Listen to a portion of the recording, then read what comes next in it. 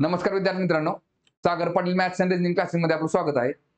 तर बघा, आजच्या लेक्चरमध्ये आपण वनसेवा पूर्व 2018चा जो पेपर झाला होता त्यातले गणित आणि बुद्धिमत्तेचे जे काही 25 प्रश्न आहेत ते आज आपण आजच्या लेक्चरमध्ये बघणार आहे. तर बघा, त्याच्या आधी आपलं जे ऍप्लिकेशन आहे Sagar Patil maths and reasoning नावाचं, तर त्याच्यावरती आपण कंबाईनसाठी सेपरेट बॅच सुरू केली. तर बॅचची फी बघा आपली फक्त 999 रुपये असेल. बॅचमध्ये तुम्हाला 200 पेक्षा जास्त लेक्चर्स बघायला मिळतील. प्रत्येक व्हिडिओ तुम्हाला 4 वेळा बघता येईल आणि बॅचचा कालावधी आपला 3 महिन्यांचा असेल. सेम याचप्रमाणे आपण एमपीएससी साठी पण सेपरेट बॅच सुरू केलेले आणि त्या पण बॅचची फी आपली 999 रुपये असेल. त्याच्यामध्ये पण तुम्हाला 200 पेक्षा जास्त लेक्चर बघायला मिळतील. प्रत्येक व्हिडिओ तुम्हाला 4 वेळा बघता येईल आणि बॅचचा कालावधी आपला 3 महिन्यांचा असेल. तर बघा, आता पहिला प्रश्न बघू आपण. बघा, रँकिंग चॅप्टर वरती क्वेश्चन आहे. काय दिले बघा याच्यामध्ये. प्रियाचे प्राप्तांक नेहापेक्षा जास्त आहेत. बघा, प्रियाचे प्राप्तांक नेहापेक्षा जास्त आहेत. नेहापेक्षा जास्त आहेत. चला परत, हर्षचे प्राप्तांक राकेश एवढे आहेत. हर्षचे प्राप्तांक राकेश एवढे आहेत. चला पुढे काय दिले. राहुलचे प्राप्तांक दिव्यापेक्षा कमी आहेत. राहुलचे प्राप्तांक दिव्यापेक्षा कमी आहेत. म्हणजे दिव्यापेक्षा कमी कोण आहे इकडं, तर राहुल. हा, पुढे काय दिले बघा. नेहाचे प्राप्तांक हर्षपेक्षा जास्त आहेत. बघा, आता नेहाचे प्राप्तांक कुणापेक्षा जास्त आहेत तर हर्षपेक्षा. इकडे नेहाचे प्राप्तांक हर्षपेक्षा जास्त आहेत आणि हर्ष आणि राकेश समान आहेत. इथं राकेशले. ह्याचा विषय संपला. चला परत पुढे काय दिले बघा. दिव्याचे प्राप्तांक राकेशपेक्षा कमी आहेत. बघा काय म्हणले, दिव्याचे प्राप्तांक राकेशपेक्षा कमी कोण आहे तर दिव्या आहे. ठीक आहे बघा. आणि दिव्यापेक्षा कमी कोण आहे, राहुल आहे. दिव्यापेक्षा कमी कोण झाला, राहुल झाला. आणि विचारलंय काय, तर सर्वात कमी कोणाचे प्राप्तांक आहेत तर सर्वात कमी कोण असेल, मग राहुल असेल. ठीक आहे, म्हणजे ऑप्शन नंबर 3. चला पुढचा क्वेश्चन बघू आता. बघा, टाइम डिस्टन्स स्पीड वरचा क्वेश्चन आहे. काय दिले बघा याच्यामध्ये. झीना आणि दीना यांनी स्वतःची ताकद आजमावण्यासाठी ए पासून बी पर्यंत व परत अशी सायकल शर्यत लावण्याचे ठरवले. बी पर्यंत जाताना झीनाने दर ताशी सरासरी 30 किलोमीटर तर ए पर्यंत जाताना दर ताशी सरासरी 10 किलोमीटर अंतर कापले. म्हणजे बघा, आता ए आणि बी मध्ये प्रवास करायचा आहे. शर्यत लावली ए ठिकाणापासून बी ठिकाणापर्यंत जाण्यासाठी. कोणी कोणी, झीना आणि दीनाने. इथं झीना लिहा, झीना आणि इकडे खाली कोण झाली, दीना. ठीक आहे. पुढे काय दिलंय बघा. आता झीनाने काय केले, जाताना ती ए पासून बी पर्यंत कितीच्या स्पीडने गेली बघा, तर 30च्या स्पीडने गेली. आणि हा झाला तिचा वेग. आणि येतानाचा वेग किती आहे तिचा, तर येताना ती 10च्या स्पीडने आली. जाताना गेली 30च्या स्पीडने आणि येताना आली कितीच्या स्पीडने, तर 10च्या स्पीडने आली. ठीक आहे. बरं, पुढे काय दिले बघा. आता दोन्ही दिशांना जाताना दीनाने दर ताशी सरासरी 20 किलोमीटर अंतर कापले. म्हणजे बघा, आता दीनाने काय केले, जाताना पण ती 20च्या स्पीडने गेली आणि येताना पण ती कितीच्या स्पीडने आली बघा, 20च्या स्पीडने आली. हा झाला वेग तिचा. ठीक आहे. बरं, आता पुढे काय दिले बघा. जर दोघींनीही एकाच वेळी शर्यत सुरू केली असेल तर निकाल दर्शवणारा उचित पर्याय निवडा. म्हणजे थोडक्यात काय, आपल्याला काय करावं लागेल याच्यामध्ये, अंतराचं काय घेणं देणं, आपल्याला फक्त सरासरी वेग कोणाचा ते बघावं लागेल, कोणाचा किती वेग आहे ते. आता बघा, तुम्ही जर इथं दीनाकडे जर बघितलं, दीना जाताना पण 20च्या स्पीडने गेले आणि येताना पण 20च्या स्पीडने आले. म्हणजे हिचा सरासरी वेग किती असेल हो, तर 20 किलोमीटर असेल. 20 किलोमीटर पर आवर. जाताना पण 20च्या स्पीडने, येताना पण 20च्या स्पीडने. ठीक आहे. आणि अंतर तर सारखंच कव्हर केलेलं दोघांनी पण. बघा, झीनाने काय केले, जाताना 30च्या स्पीडने, येताना 10च्या स्पीडने. आता बघा, जर आपण 30 आणि 10चा जर लसावी बघितला तर 30 असतो, बरोबर आहे का. आज समजू आपण. बघा, अंतर किती झालं तुमचं, 30 किलोमीटर अंतर आहे समजू आपण. अंतर झालं 30 किलोमीटर. मग जाताना जर 30च्या स्पीडने गेली तर तिला किती वेळ लागेल, 1 तास वेळ लागेल. 1 तासामध्ये ती काय करेल, अंतर पूर्ण करेल. आणि येताना तिने काय केले, ते 30 किलोमीटर अंतर तिने 10च्या स्पीडने कव्हर केलं. तिला किती वेळ लागेल 30 किलोमीटर अंतर पूर्ण करायला, तर 3 तास लागतील. बरोबर आहे का. म्हणजे एकूण तिने प्रवास किती वेळात पूर्ण केला बघा. तर बघा, जाताना 30 किलोमीटर, येताना 30 किलोमीटर, म्हणजे झाले 60 किलोमीटर. बरोबर आहे का. 60 किलोमीटर अंतर पूर्ण करायला तिला 3 आणि 1 4 तास वेळ लागला. म्हणजे 60 किलोमीटर अंतरला जर 4 तास वेळ लागत असेल तर तिचा सरासरी वेग किती असेल बघा, ती 15 स्पीडने गेली. बरोबर आहे का. 15 किलोमीटर पर आवर. बघा, आता झीनाचा वेग किती झाला, 15 किलोमीटर सरासरी वेग. आणि दीनाचा किती आहे, 20 किलोमीटर सरासरी वेग आहे. बरोबर आहे. ज्याचा वेग जास्त असेल त्याला वेळ कमी लागेल, ज्याचा वेग कमी असेल त्याला वेळ जास्त लागेल. काय म्हटले बघा, दोघींनी एकाच वेळी शर्यत पुरी केली तर नाही, चुकीचे येते. परत 2 नंबरला काय म्हटले बघा, शर्यत पूर्ण करण्यासाठी झीनाने दिनापेक्षा जास्त वेळ घेतला. तर बघा, झीनाने जास्त वेळ घेतला का, तर घेतला का, कारण की तिचा वेग कमी आहे कोणापेक्षा, दिनापेक्षा. ठीक आहे, त्यामुळे ऑप्शन नंबर 2 काय ते बरोबर येते. ठीक आहे, चला पुढचा क्वेश्चन बघू आता. बघा आता काय दिले बघा प्रश्नामध्ये, जर x dot Y dot Z म्हणजे बघा, डॉटचा अर्थ काय असतो, गुणिले असतो. तीन संख्यांचा गुणाकार बरोबर 320, तर खालीलपैकी एक्स ची किंमत कोणती असू शकत नाही. ठीक आहे बघा, आता लक्षात घ्या, इथं जर बघा आपण आता 320 चे जर अवयव पाडले, बघा इथं काय निघेल बघा, 32 गुणिले 10 तात्पुरतं पकडा. ठीक आहे, 32 गुणिले 10 आणि 32 म्हणजेच काय बघा, 32 म्हणजेच काय असते इकडे बघा, बघा 2चा 5वा घात असतो 32, बरोबर आहे का. किंवा थोडक्यात काय बघा, 4 गुणिले 4, 4 चोक 16 गुणिले 4 गुणिले 4, 4 चोक 16, थांबा एक मिनिट, 32 म्हणजे किती आले बघा, 4 8 32 आणि गुणिले इकडे किती झाले, 10 आले. बघा आता ह्याच्यामध्ये जर आपण नीट बघितलं ना, काय दिसतंय बघा तुम्हाला, 4 म्हणजेच काय झाला, 2 गुणिले 2 आणि 8 म्हणजेच काय झाला, 2 गुणिले 2 गुणिले 2 आणि 10 म्हणजेच काय झाला, 2 गुणिले 5. बरोबर आहे का, हे झाले बघा, आपण आता अवयव काढले सगळे, बरोबर आहे का. आता आम्हाला सांगा, ह्याच्यामध्ये 3 ने भाग जाणारी एक तर संख्या दिसते का तुम्हाला, 3 दिसते, ह्याच्यामध्ये कुठं नाही दिसत, बरोबर आहे का.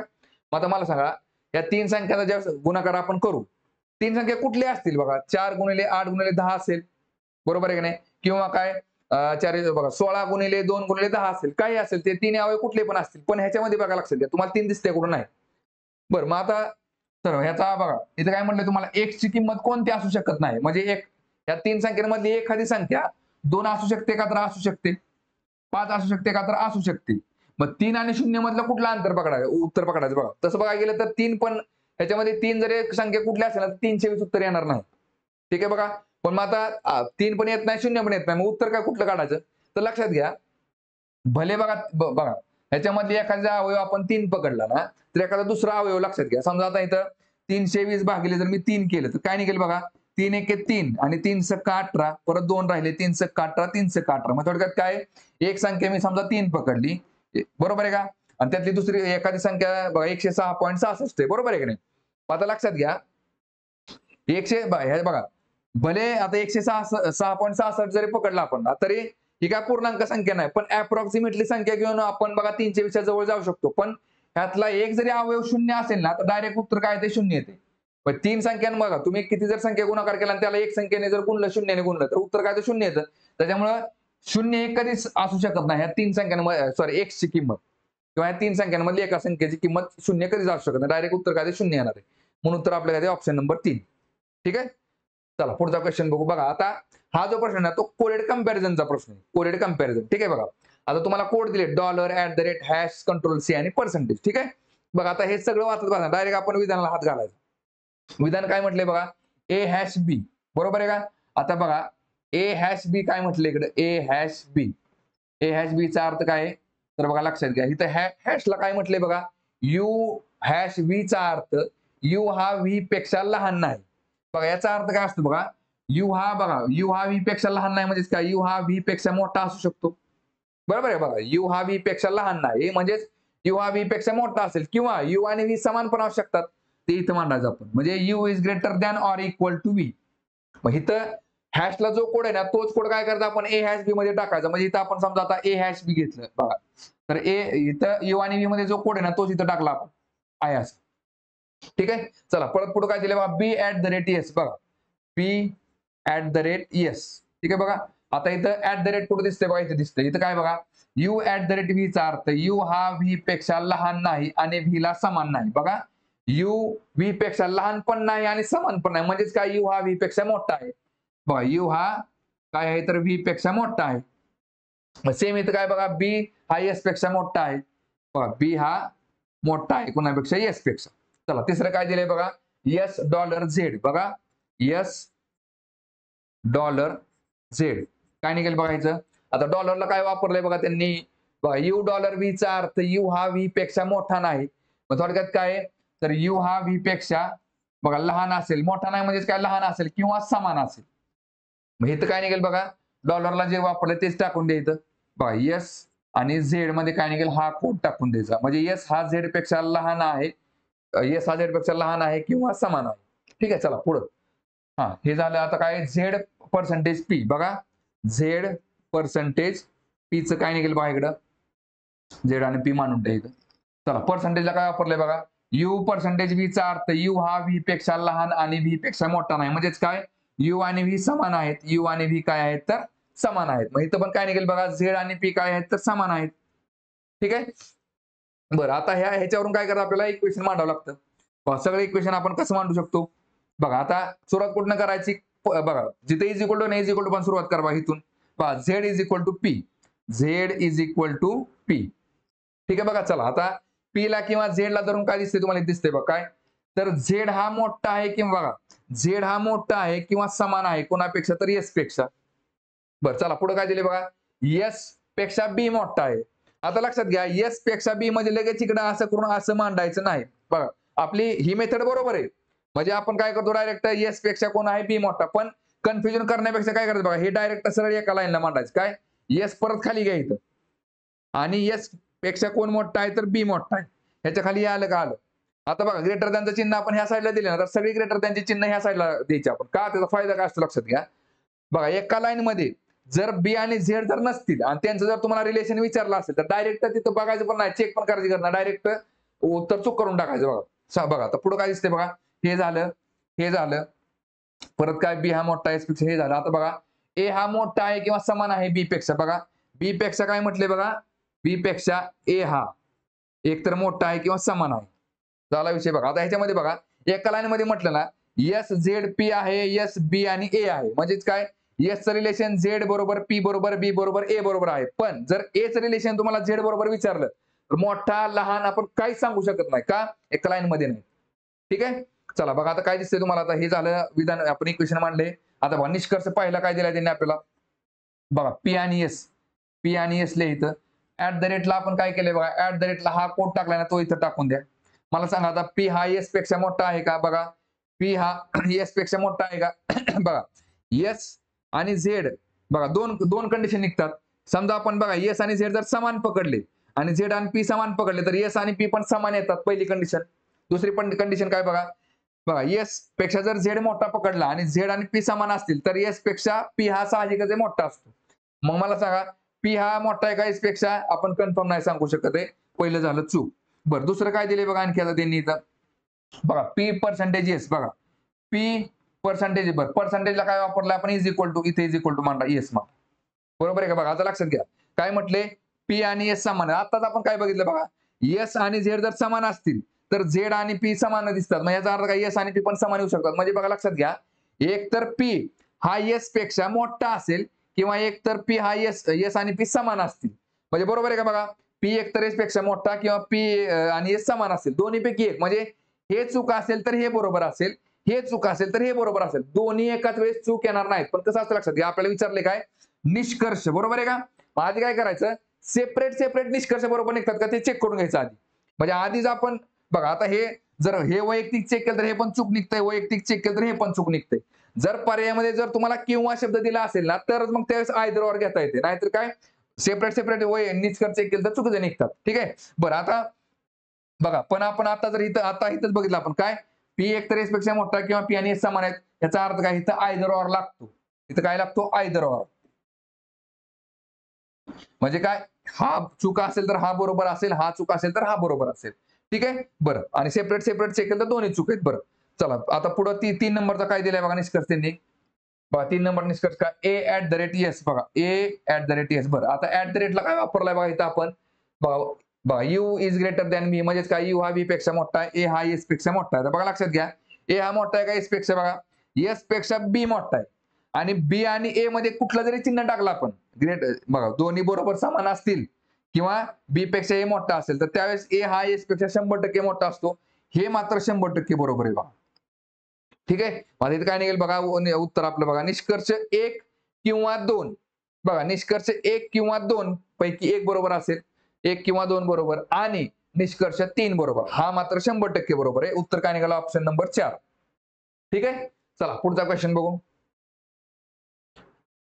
बघा आता काय दिले बघा प्रश्नामध्ये, अनिलने प्रत्येकी एका पेन्सिलपेक्षा 8 रुपये जास्त किंमत असलेली 16 पेन प्रत्येकी 30 रुपये किंमत हा चला आता काय दिसतंय बघा पेन्सिल आणि पेन इथल्या पेन्सिल इथल्या पेन ठीक आहे ह्याची किंमत आणि इकडल्या संख्या किंमत आणि संख्या बघा आता पेन्सिलची किंमत काय दिली बघा बघा अनिलने प्रत्येकी एका पेन्सिलपेक्षा 8 रुपये जास्त बघा पेक्षा पुढे दिलाय त्यांनी पेन्सिलला पेन्सिलची किंमत लगेच काय करा एक्स करून टाकायचं आणि काय म्हटले बघा पेन्सिलपेक्षा 8 रुपये जास्त किंमत असलेले 16 पेन बाकी पेनची किंमत किती आहे पेन्सिलपेक्षा 8 रुपये जास्त म्हणजे इथे x अधिक 8 करा आणि अशी किती संख्या आहे तर बघा 18 किती सॉरी 16 पेन विकत घेतले आपण ठीक आहे चला 16 पेन घेतले बरं आता पुढे काय दिले बघा प्रत्येकी 30 रुपये किंमत असलेल्या 12 वह्या बघा वह्या किती घेतलेले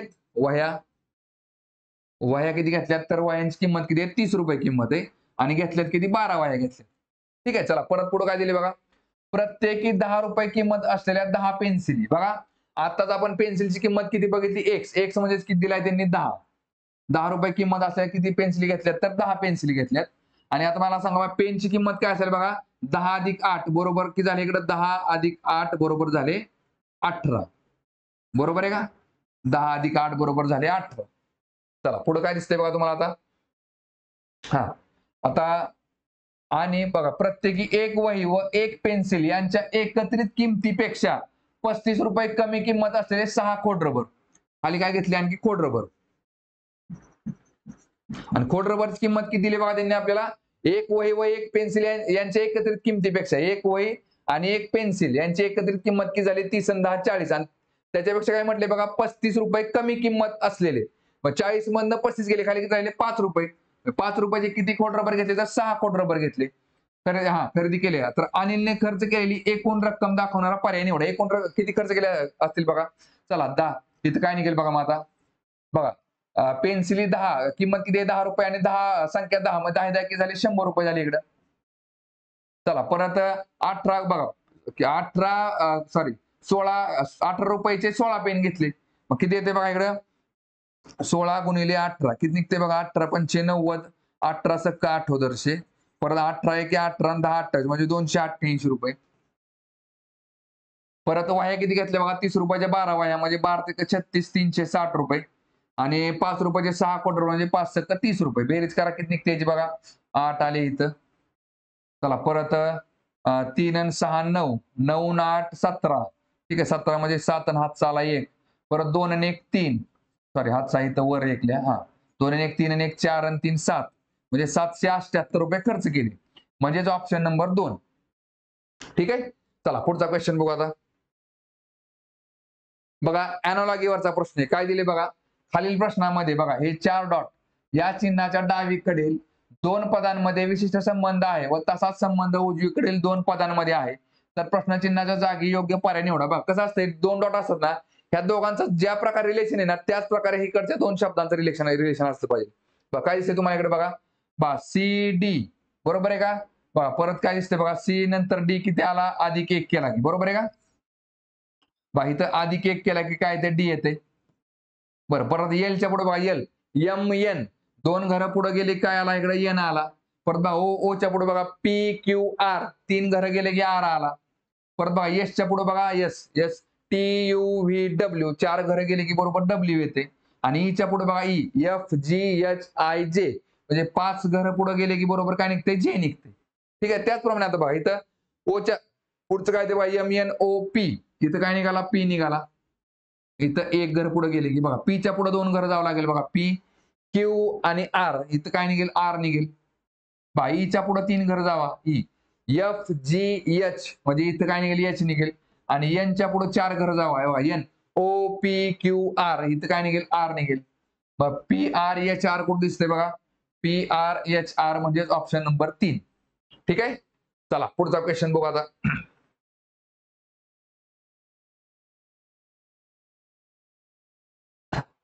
बघा काय दिले बघा प्रश्नामध्ये दिलेली माहिती काळजीपूर्वक वाचा आणि प्रश्नाचे उत्तर द्या चला काय दिले बघा बिंदू ए हा बिंदू बी च्या पश्चिमेला 8 मीटरवर आहे बघा बिंदू ए हा बिंदू बी च्या पश्चिमेला बघा मग इकडं बघा बी जर इथं असेल तर बी ची पश्चिम दिशा कुठं आली, या साईडला आली, तिकडे ए आला आणि किती मीटर अंतरावर आहे, तर 8 मीटर अंतरावर आहे.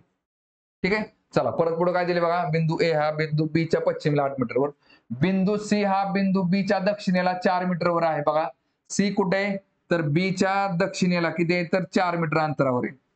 चला परत परत बिंदू डी हा बिंदू सी च्या पूर्वेला 4 मीटरवर आहे. डी कुठे तर सी च्या पूर्वेला, सी ची पूर्व दिशा कुठे आली, या साईडला आली. बघा इकडे पूर्व असते आणि इकडे पश्चिम असते. ठीक आहे. इकडे वरती उत्तर, खाली दक्षिण. पहा काय निघते आपल्याला इकडे, बिंदू डी हा सी च्या पूर्वेला, सी ची पूर्व दिशा कुठे झाली, या साईडला, या साईडला किती आहे, तर 4 मीटरवर आहे. चला परत पुढं, बिंदू ई हा बिंदू डी च्या उत्तरेला 7 मीटरवर आहे. बघा ई कुठं आहे, तर डी च्या उत्तरेला 7 मीटरवर. मग आता मला सांगा, ह्या लाईनला पॅरलल चाललोय आपण, मग हे किती झालं, 4 झालं इथं, आणि वरती 3 करावं लागेल, इथं 3 टाका, 4 आणि 3 किती झाले 7. म्हणजे बरोबर काय आले बघा, बिंदू ई हा डी च्या उत्तरेला, इथं ई आला, बघा डी च्या उत्तरेला 7 मीटरवर गेला. बरोबर आहे का. बघा मग ही लाईन काय असते, पॅरलल असते, लक्षात ठेवा कधी पण कुठल्या ह्या लाईनला.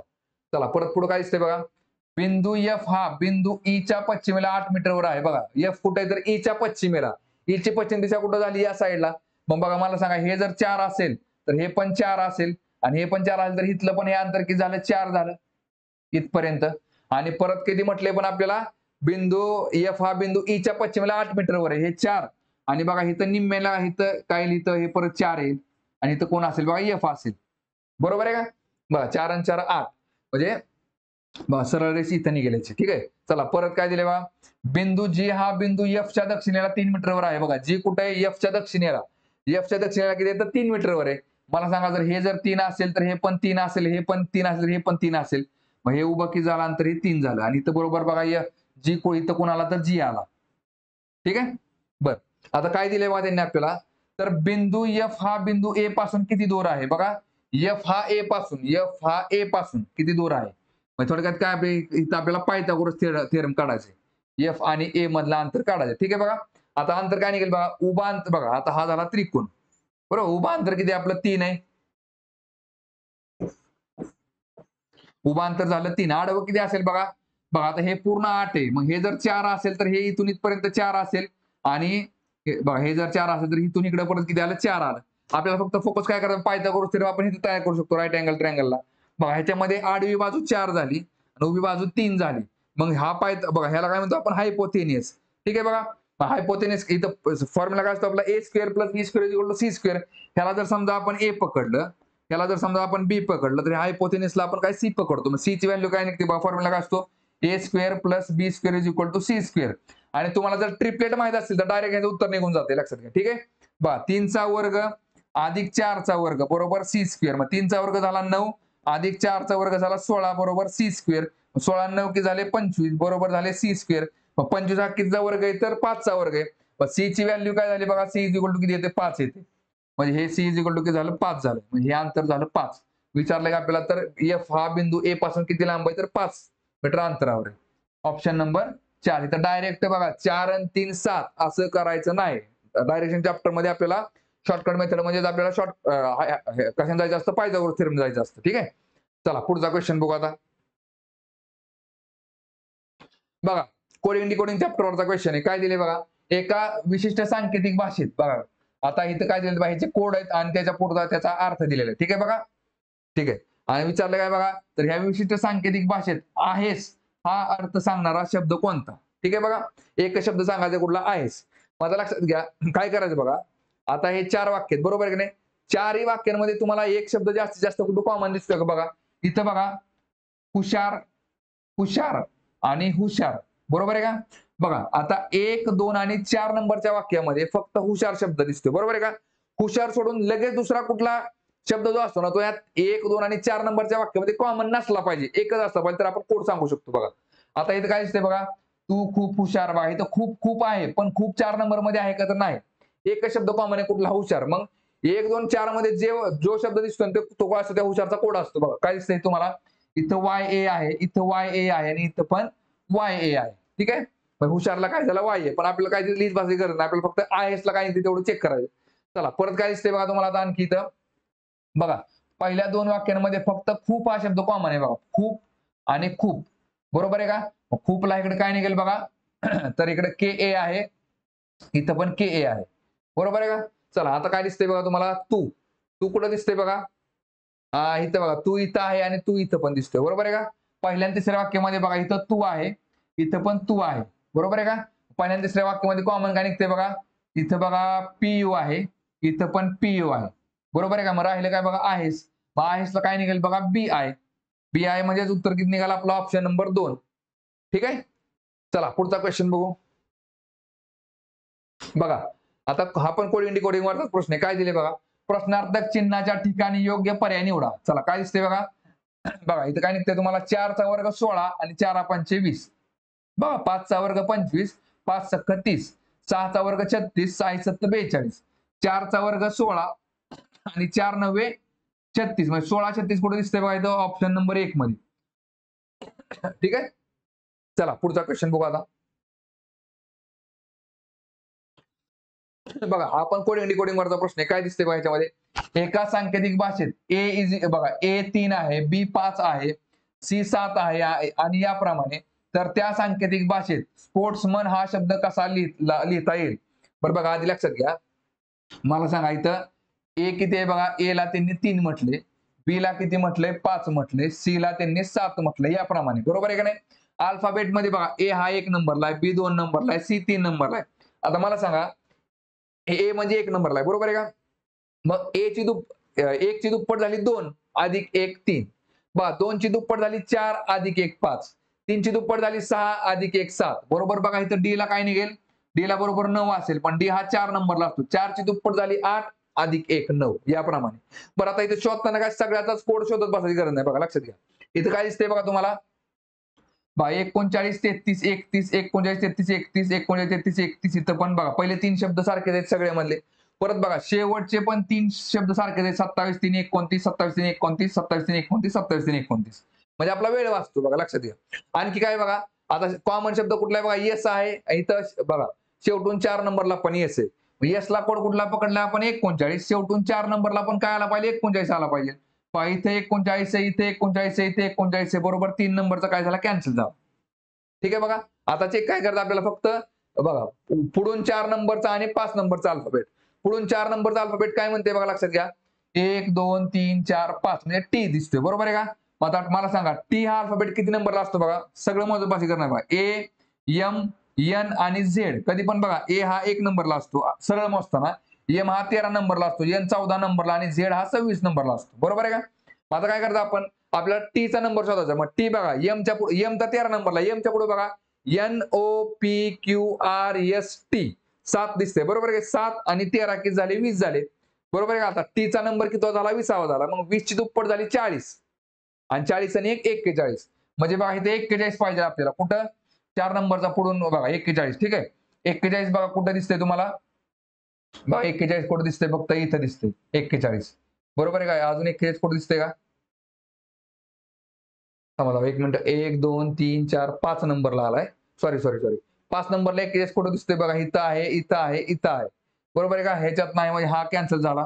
आता एक ह्याचा पण विषय संपला. ठीक आहे आपण काय केलं? टीचं काढलंय. ठीक आहे बघा. आता आपल्याला आरचं काढावं लागेल. हा. पुढून 4 नंबरला काय? आर आहे. मग आता बघा आरचा क्रमांक किती असतो? एमच्या पुढे बघा NOPQR म्हणजे 13 आणि 5 झाले 18. बरोबर आहे का? आर हा 18 नंबरला असतो अल्फाबेटमध्ये. 18 दुने 36 अधिक 1 37. 37 कुठे दिसते? बघा इथे दिसते तुम्हाला. म्हणजे बरोबर काय झालं? आपला उत्तर काय झाला? ऑप्शन नंबर पहिला. ठीक आहे. चला पुढचा क्वेश्चन बघू आता.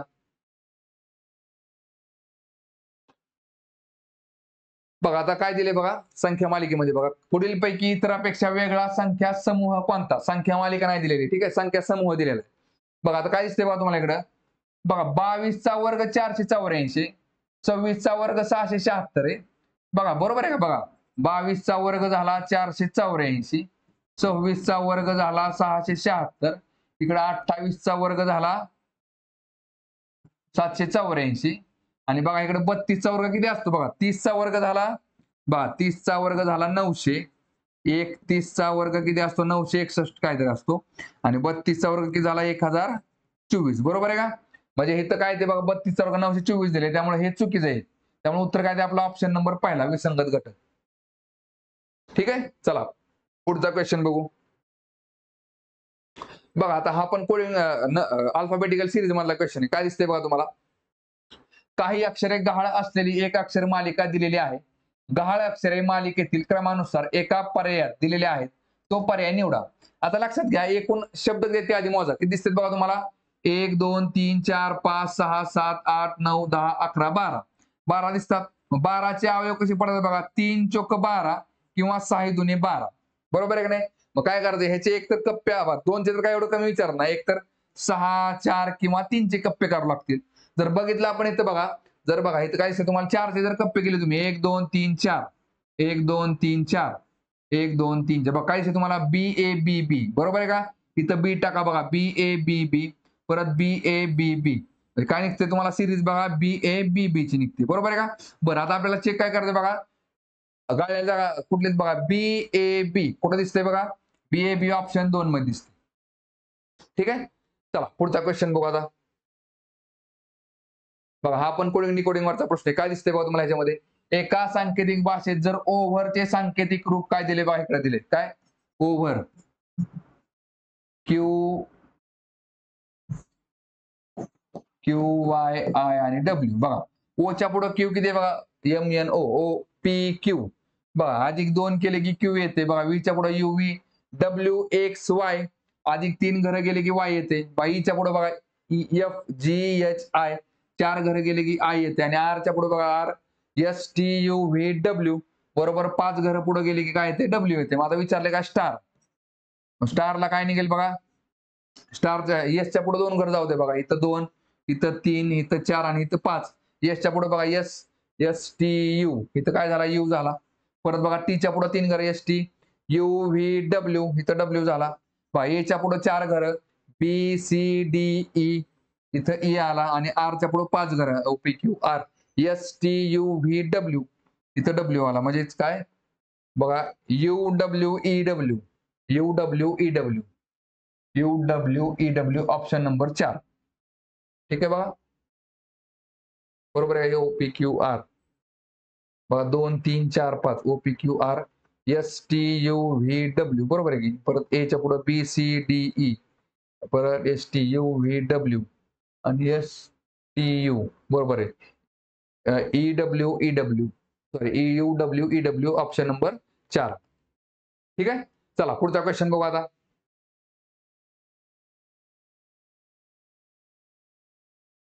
बघा काय दिले बा प्रश्नामध्ये, राशींबद्दल दिलेली पुढील माहिती अभ्यासा आणि त्यांचे उचित वर्णन करणारा पर्याय निवडा. बघा राशी एक्स काय म्हणते बघा, 30 पेक्षा मोठी असलेली सर्वात लहान मूळ संख्या, बघा 30 पेक्षा मोठी असणारी आणि सगळ्यात लहान म्हणजे सगळ्यात पहिलीच कुठली असणार आहे बघा, 31 असणार आहे.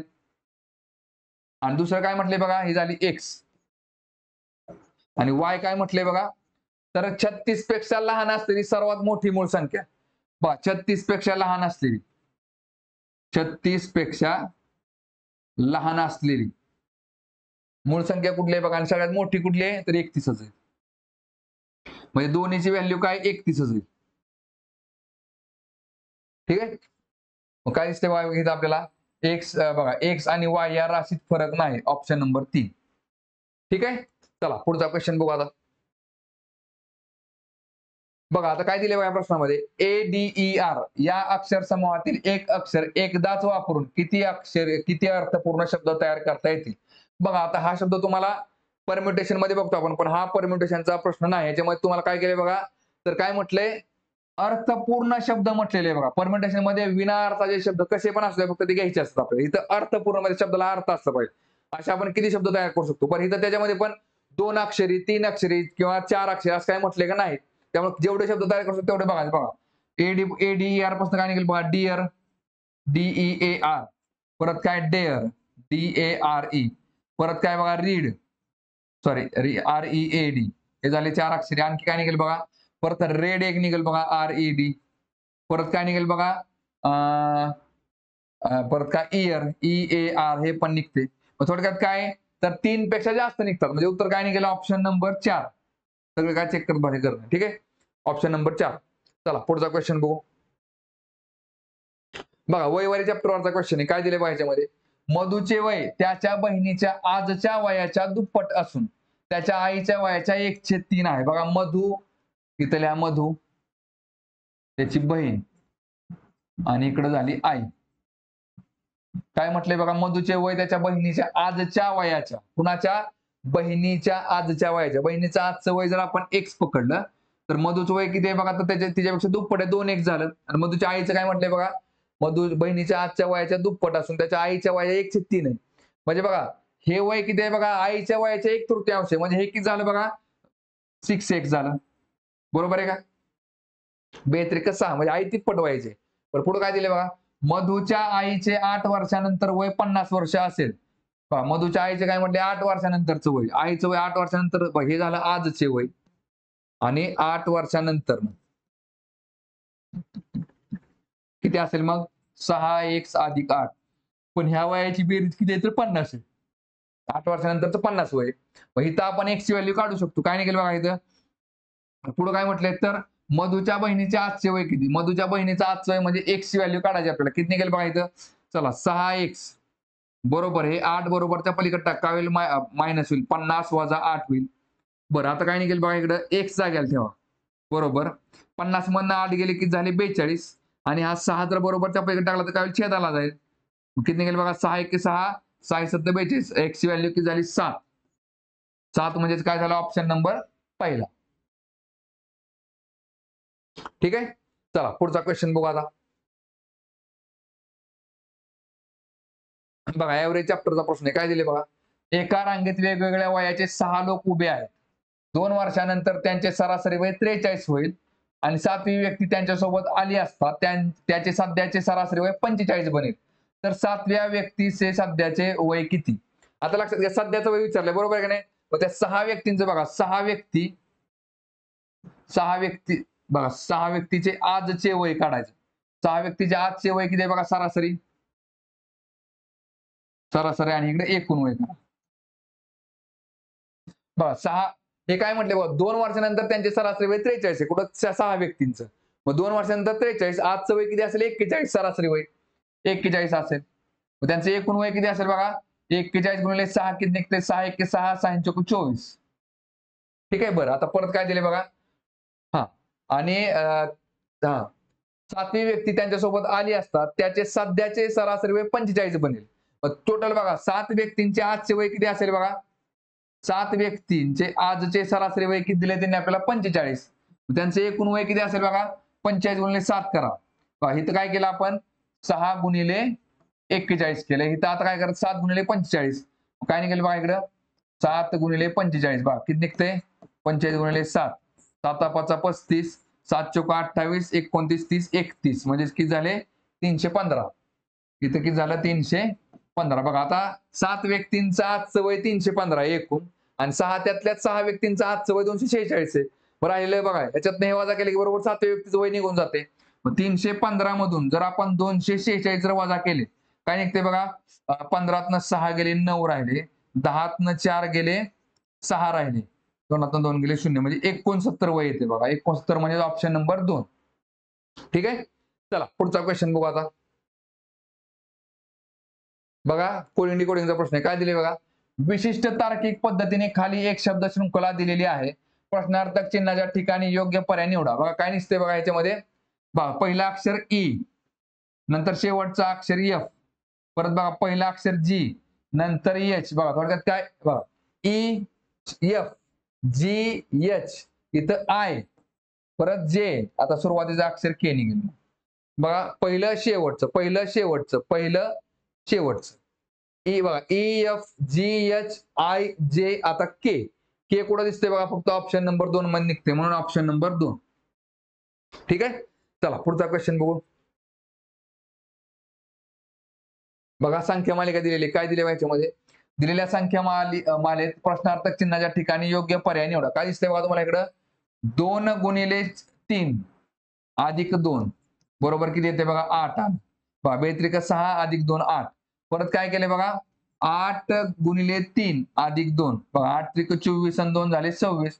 परत 26 गुणिले 3 अधिक 2 किती येते बघा, 26 त्रिक 78 बरोबर आहे का.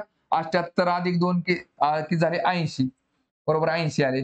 आणि आता 80 गुणिले 3 अधिक 2, 8 त्रिक 24 मग 240 अधिक 2 242, हे झालं आपलं उत्तर. म्हणजे 242 म्हणजे ऑप्शन नंबर 4. ठीक आहे. चला पुढचा प्रश्न बघू. बघा आता काय दिले बघा प्रश्नामध्ये, 3 व रूट 2 यांचा गुणाकार a आहे. चला a ची व्हॅल्यू काय आहे बघा, 3 आणि रूट 2 चा गुणाकार म्हणजे 3√2. चला परत 2 व रूट 3 यांचा गुणाकार b आहे. चला b ची व्हॅल्यू काय आहे बघा, 2√3 यांचा गुणाकार म्हणजे ती संख्या आली. आणि 2 व रूट 6 यांचा गुणाकार c आहे. c ची व्हॅल्यू काय आहे बघा, 2√6 याचा गुणाकार केला घ्यायचे येणार. चला परत, जर x हा a व b यांच्या बेरजेचा वर्ग असेल, x काय म्हटले बघा, x हा a प्लस b यांच्या बेरजेचा वर्ग असेल. ठीक आहे. आणि y काय म्हटले बघा, y ची व्हॅल्यू काय दिली त्यांनी, y हा 6 व 5 वजा c यांचा गुणाकार असेल. बघा y काय म्हटले, y हा 6 आणि यांचा गुणाकार म्हणजे काय, 5 वजा c यांचा गुणाकार, ब्रॅकेट टाकले की तो गुणाकारात येतं, गुणाकार असेल. ठीक आहे. a व b यांच्या बेरजेचा वर्ग. बरं हा. आणि z हा काय म्हटले बघा, 2 चा वर्ग व 3 चा वर्ग असेल. z काय म्हटले, z हा 2 चा वर्ग गुणिले व 2 चा वर्ग व 3 चा वर्ग यांचा गुणाकार म्हणजे 3 चा वर्ग. ठीक आहे असेल तर हे काय म्हटले बघा, एक्स वाय छेद काय z याची किंमत काय असेल. ठीक आहे. बघा आता काय करावं लागेल बघा, आपल्याला सुरुवातीला x ची व्हॅल्यू काढावी लागेल. x ची व्हॅल्यू काय निघेल बघा याच्यामध्ये, जर आपण इथे बघितलं x, चला x ची व्हॅल्यू काय निघेल बघा, a प्लस बी स्क्वेअर, बरोबर आहे का. म्हणजेच काय बघा, a square plus 2ab plus B square. आता मला सांगा, a म्हणजेच काय बघा, 3 गुणिले रूट 2 आहे, बरोबर आहे का. मग थोडक्यात काय, 3 गुणिले रूट 2 चा वर्ग अधिक 2 ab म्हणजेच काय, इकडे किती आला गुणाकार करायचा बघा, 3√2 आणि परत इकडे 2√3 आणि अधिक b चा वर्ग म्हणजेच काय, 2√3 चा वर्ग. ठीक आहे. बघा काय निघाली बघा व्हॅल्यू याची, बघा ह्याचा वर्ग करा, काय निघाले बघा, 3 चा वर्ग झाला 9 आणि रूट 2 चा वर्ग झाला 2च अधिक, बघा किती येते बघा इकडं, 2×6 6×2=12. बघा पूर्णांकातलं संख्या 2×6 6×2=12 आणि अंडर रूट मध्ये काय काय 2 आणि 3 आहे त्याचा गुणाकार, बरोबर आहे का, 2 गुणिले 3 अधिक, चला 2 चा वर्ग झाला 4 आणि रूट 3 चा वर्ग झाला 3च. मग काय निघेल बघा इथं, 9×2=18 अधिक हे 12ला 12 लिहा आणि ब्रॅकेट अंडर रूट मध्ये काय नाही, 3×2=6 अधिक 4×3=12 म्हणजेच काय निघालं बघा इकडं, 18 आणि 12 झाली 30 अधिक 12√6. ठीक आहे. x ची व्हॅल्यू झाली. चला आता y ची व्हॅल्यू काढायची आपल्याला. y ची व्हॅल्यू काय दिली त्यांनी आपल्याला, बघा y इज इक्वल टू काय, बघा 6 आणि ब्रॅकेट मध्ये काय 5 वजा c ची व्हॅल्यू काय आहे बघा इथं, 2√6. 2√6. ठीक आहे बघा. चला आता गुणाकार करा बघा, 6×5 30 वजा 6×2=12 आणि हे अंडर रूट 6. ठीक आहे बघा. आणि z ची व्हॅल्यू काय बघा, z ची व्हॅल्यू इथंच मांडू आपण. पहा 2 चा वर्ग झाला 4 आणि 3 चा वर्ग झाला 9 म्हणजेच काय, 4×9=36 ही झाली z ची व्हॅल्यू. ठीक आहे बघा. चला ही झाली x ची व्हॅल्यू, इकडे झाली y ची व्हॅल्यू. ठीक आहे. आता इक्वेशन काय दिले, x गुणिले y. x ची व्हॅल्यू काय इकडे 30 अधिक 12√6, बघा 30 अधिक 12√6 x आणि हे झाली x ची व्हॅल्यू. आणि y ची व्हॅल्यू काय बघा, 30 वजा 12√6. ठीक आहे. आणि z ची व्हॅल्यू काय 36 आहे. बरं आधी आपण हे सॉल्व्ह करू, बरं याच्या जागा पुरवणे आधी आपण x गुणिले y ची व्हॅल्यू करू. ही x y ची व्हॅल्यू. ठीक आहे. काय दिसते बघा याच्यामध्ये तुम्हाला, a प्लस b आणि a मायनस b, जर बरोबर आहे की नाही, हा फॉर्म्युला काय असतो, a स्क्वेअर, बघा a प्लस b, इकडे काय दिसते बघा तुम्हाला, a प्लस b आणि a मायनस b हा फॉर्म्युला कशाचा असतो, तर a स्क्वेअर प्लस b स्क्वेअरचा. ठीक आहे बघा, sorry a square minus b square, a square minus b स्क्वेअरचा फॉर्म्युला असतो. म्हणजे इथे a स्क्वेअर म्हणजे काय झाला, 330, बरोबर आहे का. म्हणजे थोडक्यात काय, 30 चा वर्ग वजा b चा वर्ग म्हणजेच काय, 12√6 चा वर्ग. मग काय निघेल बघा हा इथं डायरेक्ट, बघा 30 चा वर्ग झाला 900 वजा 12 चा वर्ग झाला 144 आणि √6 चा वर्ग झाला 6च मग 144 गुणिले 6 किती निघते बघा तात्पुरते इकडं. 144 गुणिले 6 केलं तर 6 चोको 24, 6 चोको 24 आणि 2 26, 6 1 6 आणि 2 8 म्हणजे 864. म्हणजेच काय 900 वजा 864 म्हणजे किती झाले माझ्याकडे 36 झाले. बरोबर आहे का? मग एक्स वायचं गुणाकार काय झाला 36 झाला. आणि परत छेदाला काय दिलाय त्यांनी झेड दिलाय. मग थोडक्यात काय 36 छेद 36 म्हणजेच काय झालं 1 उत्तर येते. म्हणजे ऑप्शन नंबर पहिला. ठीक आहे. चला पुढचा क्वेश्चन बघू आता. चला नातेसंबंधावरचा प्रकार तो पण कसा कोडेड ब्लड रिलेशन वरती विचारला. ठीक आहे. काय दिसतंय बघा तुम्हाला आता इथं. हा हे एक्स प्लस वाय हे जे कोड दिलेत तुम्हाला त्याचा अर्थ पुढे दिलाय. प्रश्न वाचा. तर खालील पर्यायांपैकी कोणत्या वाक्याचा अर्थ आय ही जेची भाची आहे असा होतो. आय ही जेची भाची म्हणजेच काय बघा. बघा जे भाची म्हणजे कोण असते बघा. जर जे हा पुरुष असेल तर त्याच्या बहिणीची मुलगी ही कोण असते बघा भाची असते. बरोबर आहे का? दुसरी गोष्ट बघा. जे ही जर काय बघा जे जर मुलगी असेल बघा जेचं जर जेंडर स्त्री असेल तर त्याच्या बहिणीची किंवा भावाची बघा समजा भावाची मुलगी जर पकडली आपण तर ती पण काय निघते भाची निघते. आत्यासाठी आपण कोण असतो भाची असतो. बरोबर आहे का? आणि मामासाठी पण आपण कोण असतो भाचीच असतो. ठीक आहे भाची. बघा ह्याप्रमाणे उत्तर कुठलं तर निघालं पाहिजे. बरं आता दुसरी गोष्ट बघा लक्षात घ्या. हा जो कोड असतो तो कोड हा कुठल्या अल्फाबेटसाठी दिलाय तेवढं चेक करायचं. बघा प्रत्येक वेळेस हा कोड पाठीमागच्या अल्फाबेटसाठी दिलेला असतो पण एखाद्या एक्झाम मध्ये चुकू शकतात त्यामुळे नीट चेक करायचं. काय तर बघा एक्स प्लस वायचा अर्थ काय एक्स ही वायची मुलगी आहे. कोण एक्स मुलगी आहे कोणाची वायची याचा अर्थ कोड हा पाठीमागच्या अल्फाबेटसाठी. ठीक आहे एवढं तर कळलं आपल्याला. बरं आता ह्याच्यामध्ये बघा काय करायचं बघा. आता आय कोण असली पाहिजे भाची. बरोबर आहे की नाही?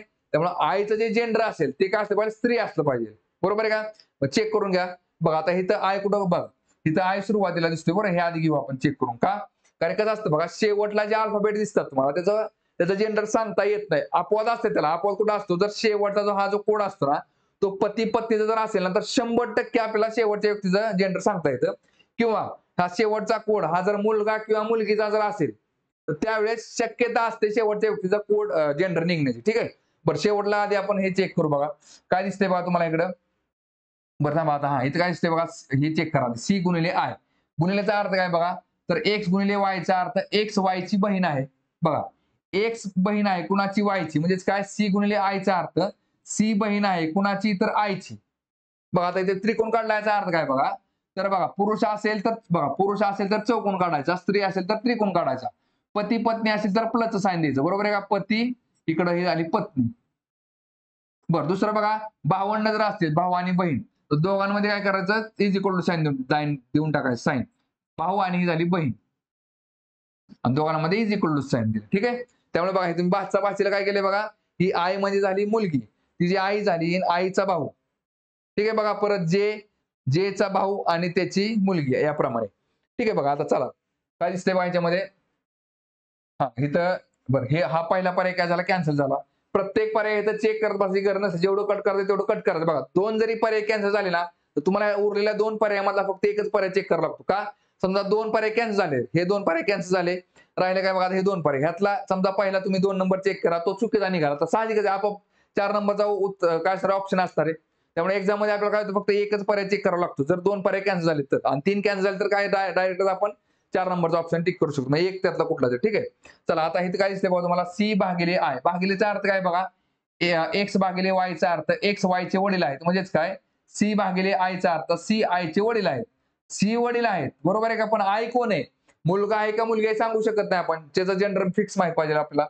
3 नंबर पण कॅन्सल झाला. ठीक आहे. चला आता 2 आणि 4 नंबर चेक करू आपण. चला इथे काय दिले बघा आय गुणिले सी गुणिलेचा अर्थ काय बघा. तर एक्स गुणिले वायचा अर्थ एक्स वायची बहीण आहे म्हणजेच आय गुणिले सी चा अर्थ आय सी ची बहीण आहे. बघा आय ही बहीण आहे कुणाची तर सी ची. ठीक आहे. आईचं जेंडर माहित झालं. चला परत पुढं C plus sorry C minus N minus काय म्हटले बघा एक्स मायनस वायचा अर्थ एक्स वायचा भाऊ आहे म्हणजे सी मायनस एन चा अर्थ सी एन चा भाऊ आहे. बघा सी भाऊ आहे कुणाचा तर एन चा. आणि परत पुढं बघा एन भागिले जे भागिलेचा अर्थ काय एक्स भागिले वायचा अर्थ एक्स वायचे वडील आहेत म्हणजेच एन भागिले जेचा अर्थ एन जे चे वडील आहेत. बघा एन वडील आहेत कुणाचे तर जे चे.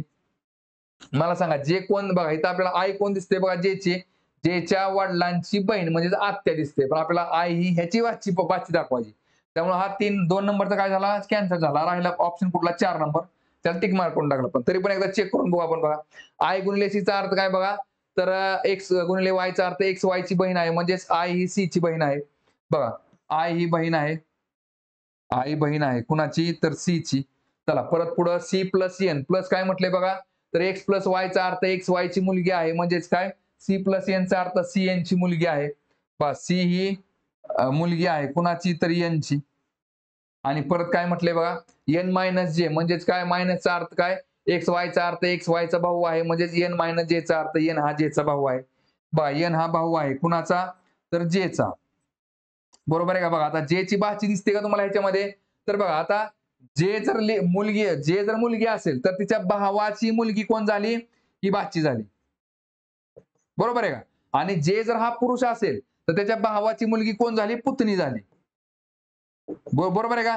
बरं आता इंग्लिश मध्ये प्रश्न बघितला आपण, तर तुम्हाला तिथे काय भाचीला एक शब्द असतो कुठला, नीस. मग तुम्हाला इंग्लिश मध्ये काय विचारलं असेल बघा, तर नीस विचारला असेल. बरोबर काय ते मग हे बरोबर आहे ते कुठलं, तर ऑप्शन नंबर 4. ठीक आहे. मराठीमध्ये बघितलं तर शक्यता 2 शक्यता आहेत, त्यातली एक शक्यतामध्ये भाची दिसते, त्यामुळे उत्तर तेवढं शिल्लक असल्यामुळे 4 नंबर बरोबर टाकला. आणि इंग्लिश मध्ये चेक केला तर तिथं नीस दिलेला असणार आहे, त्यामुळे ऑप्शन नंबर 4 काय ते बरोबर आहे. ठीक आहे. चला पुढचा क्वेश्चन बघू आता.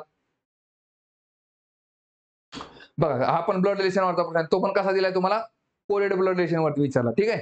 परत काय दिले बघा याच्यामध्ये, हे कोड दिलेले इथं प्रश्नाचा बघा, जर एस वजा टी प्लस झेड असेल तर खालीलपैकी सत्य विधान कोणते. आता काय करायचं बघा, डायरेक्ट एकच आपल्याला चेक करायचं काय, एस वजा टी, वजाचा अर्थ काय बघा, ए मायनस बी चा अर्थ ए ही बी ची पत्नी आहे, म्हणजेच काय एस मायनस टी चा अर्थ एस टी ची पत्नी आहे.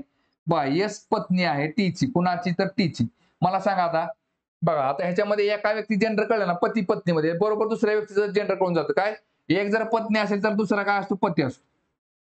ठीक आहे. परत काय दिले बघा, टी प्लस झेड, प्लस मध्ये काय दिले, ए प्लस बी चा अर्थ ए हे बी चे वडील आहेत, म्हणजेच टी प्लस झेड चा अर्थ टी हे झेड चे वडील आहेत. टी हे वडील आहेत कोणाचे, तर झेड चे.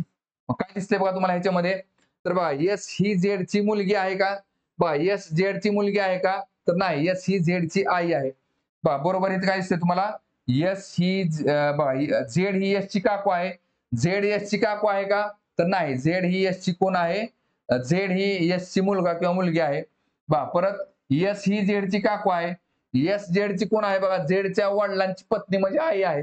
आणि परत बघा एस ही झेड ची आई आहे, म्हणजे ऑप्शन नंबर 4 निघते. बघा एस कोण आहे, तर झेड ची आई आहे का, तर आहे. हे झाले वडील आणि हे झाली आई, म्हणजे ऑप्शन नंबर 4. ठीक आहे. चला पुढचा क्वेश्चन बघू. बघा हा पण प्रश्न कशावरती विचारला आपल्याला, त्यांनी कोरेड कंपॅरिझन वरती विचारला. ठीक आहे. बघा जसं आपण पाठीमागे प्रश्न बघितला सेम तसाच प्रश्न आहे. बघा तर काय दिसतंय बघा तुम्हाला ह्याच्यामध्ये, बघा आता विधान घ्या डायरेक्ट. बघा पहिलं विधान काय दिसतंय इकडे, ए करा. बघा इथं पहिलं विधान काय आहे, जे हॅश एच. ठीक आहे. बघा इथं डायरेक्ट मांडू आपण लगेच. बघा हॅशला काय म्हटलंय बघा, ए हॅश बी चा अर्थ ए बी पेक्षा लहान नाही आणि बी एवढा नाही, म्हणजेच काय, ए हा बी पेक्षा मोठा आहे. बरोबर आहे का, लहान पण नाही बी एवढा पण नाही, समान पण नाही, म्हणजे काय असेल, मोठा असेल. मग थोडक्यात काय आहे, तर जे हा एच पेक्षा मोठा आहे, जे हा एच पेक्षा मोठा आहे. चला परत काय दिले बघा 2 नंबरला, एच कंट्रोल सी टी. बघा 2 ला काय दिले, एच कंट्रोल सी आणि इकडे टी. काय निघते बघा ह्याचं, कंट्रोल सी ला काय वापरलं बघा आपण इथं, कंट्रोल सी कुठे इथं, हा ए कंट्रोल सी बी चा अर्थ आहे ए बी पेक्षा मोठा नाही आणि बी पेक्षा लहान नाही. बघा मोठा पण नाही लहान पण नाही, म्हणजे समान झाला. म्हणजेच काय अर्थ बघा इकडे, एच हा एच आणि टी समान आहेत. ठीक आहे. बघा चला परत काय दिसतंय बघा, टी झेड आर. 3 नंबरला काय दिले त्यांनी, टी झेड आणि आर. ठीक आहे. ह्याचं काय दिसतंय बघा ह्याच्यामध्ये, झेड ला काय म्हटलंय बघा, ए झेड बी चा अर्थ आहे ए बी पेक्षा मोठा नाही आणि बी एवढा नाही, म्हणजेच काय, मोठा पण नाही आणि समान पण नाही, म्हणजेच काय झाला, लहान आहे. बरोबर आहे. ए हा बी पेक्षा मोठा नाही म्हणजे लहान आहे, म्हणजेच टी हा आर पेक्षा लहान आहे. टी हा लहान आहे कोणापेक्षा, तर आर पेक्षा.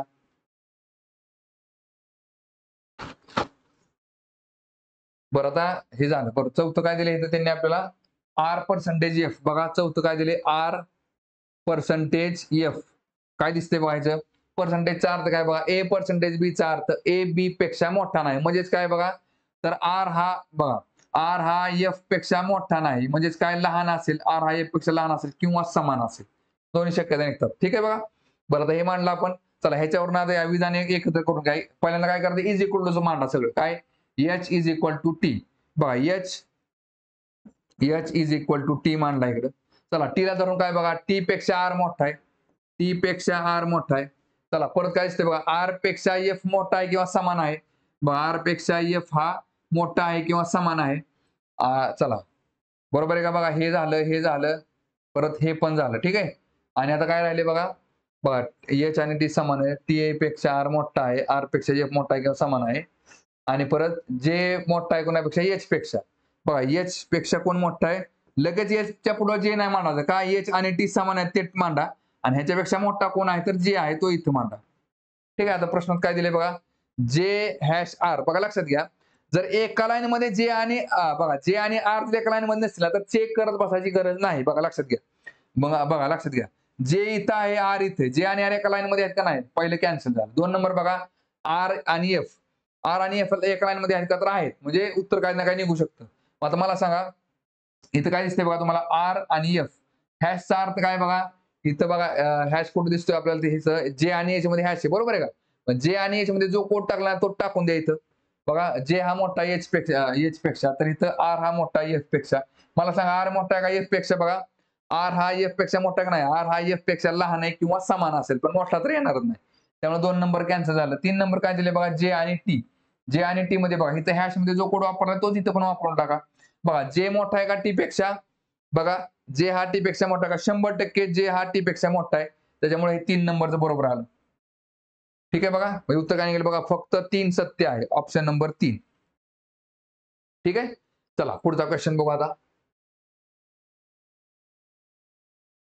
बघा काय दिले बा प्रश्नामध्ये खाली दिलेल्या अक्षर मालिकेतील प्रश्नचिन्हाच्या जागी योग्य पर्याय निवडा ठीक आहे बघा काय दिसतंय बघा तुम्हाला बघा इथं सुरुवातीला ई दिसतोय बरोबर ईच्या पुढे बघा लगेच एफ आला एफ अधिक 1 ने बघा परत एफच्या पुढे बघा जी एच अधिक 2 ने एच गेला परत एचच्या पुढे बघा इकडे काय निघेल 3 ने बघा एच आय जे के 3 ने गेले की बरोबर इथं काय ते के यायला पाहिजे बरोबर आहे के चला परत अधिक 3 केला आपण इथं ठीक आहे आणि अधिक 4 केलं केच्या पुढं की काय निघेल बघा इथं केच्या पुढे बघा जे के LMNO ओ आहे एकत्र आहे अधिक 1 अधिक पहिलं अक्षर अधिक 1 ने पुढे गेलं अधिक 2 ने पुढे गेलं अधिक 3 ने पुढे गेलं अधिक 4 ने पुढे गेलं म्हणजे के कुठं दिसतोय बघा फक्त तुम्हाला ऑप्शन नंबर 2 मध्ये दिसतोय ठीक आहे बघा बाकीचे अल्फाबेट पण चेक केले आपण बघा पी च्या पुढे काय दिसते बघा पी क्यू आर बरोबर आहे का परत 2 ने पुढे गेलो आर आलं परत आर च्या पुढे बघा आर एस टी 2 ने घरी गेले टी आलं परत टी च्या पुढे बघा एस टी यू व्ही 2 ने घर पुढे गेले की व्ही येते शेवटचं अक्षर बघा आणि परत व्ही च्या पुढे बघा यू व्ही डब्ल्यू एक्स बरोबर इकडे एक्स आला म्हणजे काय येते बघा ह्याच्यामध्ये ऑप्शन नंबर 2 निघते ठीक आहे चला पुढचा क्वेश्चन बघू आता बर आता संख्या मालिकेत काय काय दिले बघा खाली दिलेल्या संख्या मालिकेत प्रश्नचिन्हाच्या जागी कोणती संख्या येईल बघा काय दिसते तुम्हाला ह्याच्यामध्ये बघा 5 आणि 54 मध्ये 49 चा गॅप आहे 54 आणि 90 मध्ये 36 चा गॅप आहे 90 आणि 115 मध्ये किती 25 चा गॅप आहे 115 आणि 31 मध्ये 16 चा गॅप आहे आणि 131 आणि 140 मध्ये 9 चा गॅप आहे बघा 49 7 चा वर्ग आहे 36 6 चा वर्ग आहे 25 5 चा वर्ग आहे 16 4 चा वर्ग आहे 9 3 चा वर्ग आहे मग आता इथं बघा 2 चा वर्ग किती असेल बघा तर 4 असेल मग 140 आणि 4 किती झाले 144 म्हणजे उत्तर झालं आपलं ऑप्शन नंबर 3 ठीक आहे तर बघा थांबू आता आपण या ठिकाणी